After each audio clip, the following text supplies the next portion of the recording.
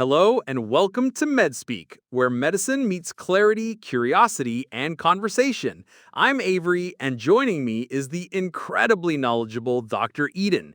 Seriously, whether you're a physician, med student, or just someone who can't stop coughing, today's episode is one you simply cannot afford to miss. We're talking asthma, but not just the wheezing, puff kind you read in textbooks. Oh no, we're diving into the stealthy kind, the cough variant, silent or hidden asthma that masquerades as allergies, reflux, or even just a stubborn cough. Indeed, Avery. And it's a critical topic because despite 262 million people worldwide estimated to have asthma, millions are either undiagnosed or misdiagnosed.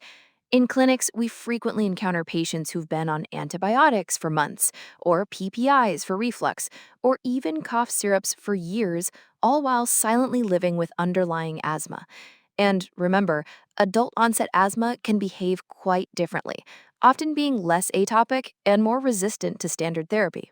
Adult onset. Wow. So, if it's not the classic wheezing and shortness of breath, how do we know? Are there secret clues like a hidden checklist for clinicians? Is the cough worse at night or in the morning? Does exercise trigger it? Cold air, perfumes, or smoke? Do symptoms improve with bronchodilators? Give me all the questions. Great questions, Avery. Variability is key.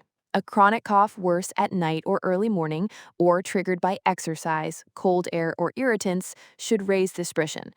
A personal or family history of allergies or asthma is also telling. For diagnosis, in 2025, we primarily use spirometry with bronchodilator response. An FEV1 improvement of 12% and 200 milliliters is diagnostic. We also utilize FeNO for eosinophilic inflammation, and in inconclusive cases, a methacholine challenge test. We must also differentiate it from mimics like GERD, postnasal drip, or even heart failure, which can sometimes coexist. Seriously, that's fascinating how it hides. So, okay, we've suspected it, we've diagnosed it. Now, the big question treatment. What's new in 2025? I've heard some buzz that SABA monotherapy is out. What's the front line now? Tell me everything that's changed. You're right, Avery. A lot has changed. The GINA guidelines no longer recommend SABA monotherapy, even for mild asthma. Instead, as needed ICS-formoterol is now the preferred reliever therapy, even for step 1, as it significantly reduces exacerbations.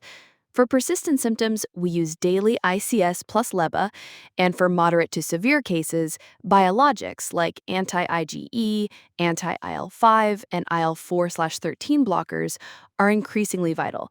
And critically, educating patients on correct inhaler technique is half the battle.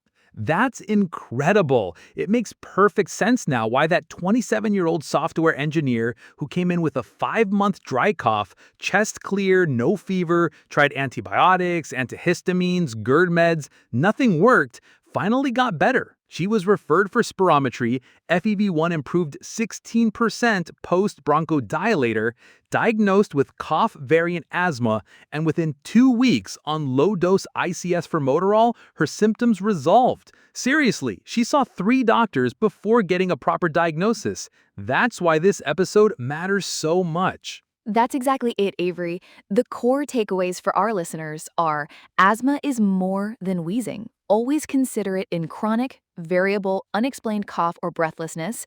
Utilize spirometry and FeNO, and don't hesitate to trial therapy when in doubt. Follow updated guidelines. ICS formoterol is now frontline. And most importantly, educate, monitor, and tailor therapy as asthma is a chronic condition needing long-term control. Thank you for tuning in to MedSpeak, where we clear the air one episode at a time. We'll be back next week.